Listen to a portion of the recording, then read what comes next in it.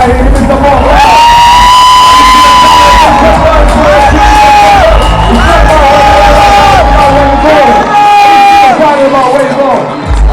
Man, thank you guys.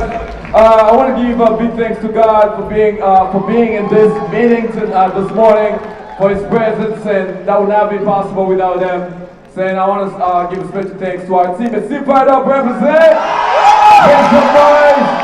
All right, guys. 7 years ago, I decided to come to America looking for an opportunity. I used to go back and forth, but in 2016, I made that decision. I said, well, after my mom passed away, I said, I need to be here. And I have a good friend of mine, since I was in Haiti, she started prospecting me, saying, Jude, there's a great business opportunity. I know you're going to be great at this, blah, blah, blah. You know, I was in Haiti.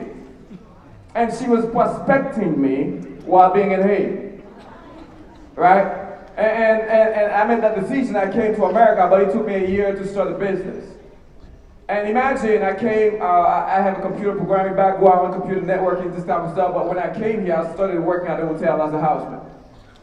You guys understand what I'm saying? Yeah. So this is where I started. And a year later, I started the business. I used to make $370 working 40 hours a week at my job.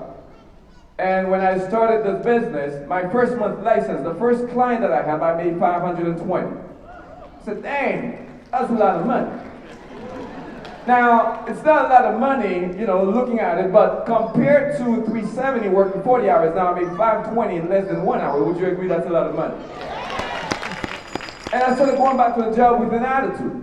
Now, the boss couldn't talk to me the same way anymore, right? And guess what?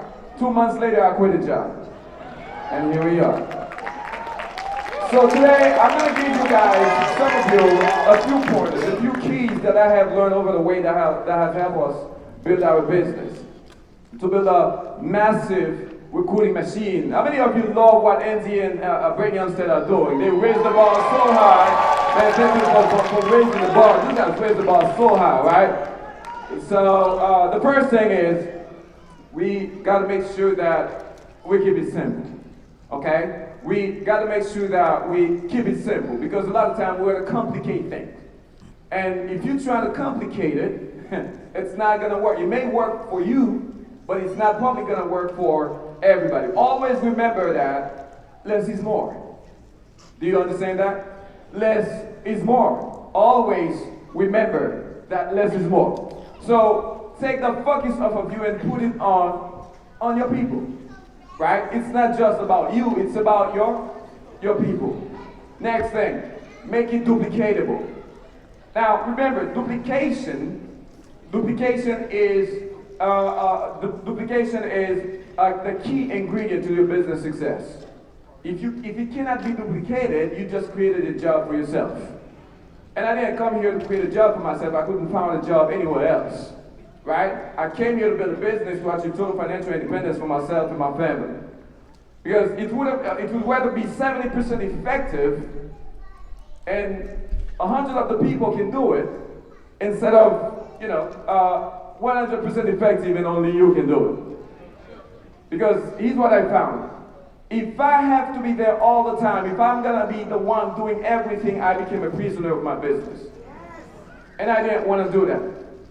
So remember, duplication is one of the most important ingredients to your business success.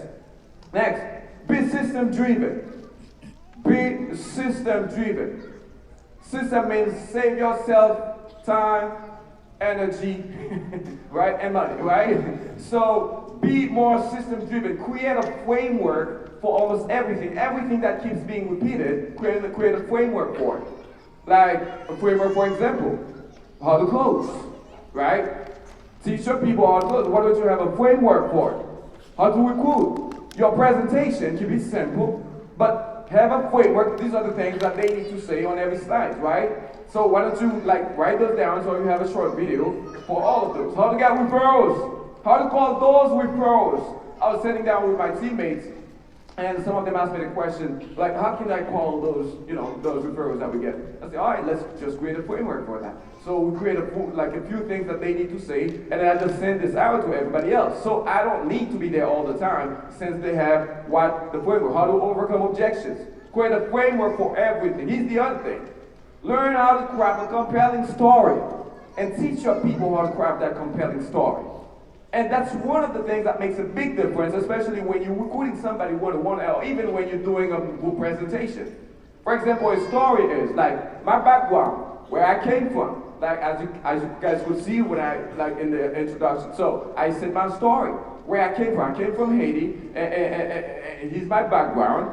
And the second part of the story is what I didn't like about what I was doing. I was working the job, getting paid $370 a week, right? I was frustrated about the job, and I didn't like anything about the job, right? That's the second part. The third part is how Primerica came to the rescue. How Primerica came to the rescue. A friend of mine introduced me to this business, right? And 2 months later, I quit the job and I became full-time. And the fourth part of the story is your results, but where you are right now, if you already achieved some results, or if you don't have much results yet, or you talk about your offline, or you talk about where you're going. But if you don't have results and you just started, you still can work with people towards where you're going. My coach Anderson Rezi recruited people when he was selling them a dream when he was driving a Nissan Pathfinder 1997 that had a hole in it. But now he's making $500,000. It's not about where you are right now, it's about where you go, where you're going. Some people think they need to be making $1 million to be able to recruit so-and-so. No, you just need to recruit them. You need to have that vision and sell them onto the vision. Do you understand this? Next, learn to promote big events. Here's what happens when you promote big events. There are several things that are being done here. I could not do this with my teammates. But I leverage those events so our teammates will expose the teammates to this environment right here. Would you agree that you would not be able to do this on your own? Would you agree that some speakers, they did an amazing job? I would not be able to do this, but we leverage those events. Expose your teammates to the environment, because if only you keep coming, but you don't expose your teammate, you're growing, but your teammates, they're not growing. And that's a total disaster. Next, make money to inspire your people. Learn to make money to inspire your people. We have a rule on our team. My wife, give it up for the queen of the dynasty, Nikki Tranquille in the house. We have something. You have to make, if you're a district division, you have to make at least the very minimum $1,000 a week. Because we know if you make $1,000 a week, there's no way you're going to go back to that job, right? And division and regional leaders, we have a rule, they need to make at least $2,500 a week. We're not talking about the month. They need to make, because I'm seeing on the scoreboard some district division making $10,000, $15,000 a month. If it's possible for them, it's possible for everybody. And next, creating us versus them dynamic. I believe $1 million earner asked if I talked about that this morning. Create us versus them type of dynamic. What do I mean by that? If you look at the history, every people who impacted the world, there was an us versus them. There was a you versus them. Martin Luther, either positive or negative. Negative one, like Adolf Hitler, right? But there was an us versus them. There was some positive one. Martin Luther King, even Jesus Christ, there was an us versus them. That means they have a cause. Let me tell you that story real quick. David came to give food to his brothers, and they found his brothers, they were in the middle of the fight. And the guy was like 10 feet tall, he was huge, and he was talking smack about the people of Israel. And David said, who is this guy that you guys let him talk to smack like that about the people of God? And the guy said, hey, don't you see him? He's obvious, the guy, he's 10 feet tall, right? So everybody was scared of him. So David said, no, you guys don't understand. Don't you have a cause? You guys will get it. Don't you have a cause? That means I don't care because how big the guy is, because if they defeat us, they're going to take our wives, they're going to take our children, they're going to enslave us. That's the cause. What's your cause today? Don't you have a cause? Oh, Jude, my best guy quit on me. Don't you have a cause? Oh, Jude, my client canceled on me. Don't you have a cause? What is your cause? This is to get you financially independent. This is like to retire your parents. Don't you have a cause? I came here because I have a cause, because God called us to lead. we received an invitation to lead. And if you look at it, every time God want to make a big move in the history, He never called upon the mass. He called upon a leader. He called upon Moses. He called upon Joshua. He called upon Esther. He calling upon you to be the leader for your family, guys. God bless you. Let's go. Let's go.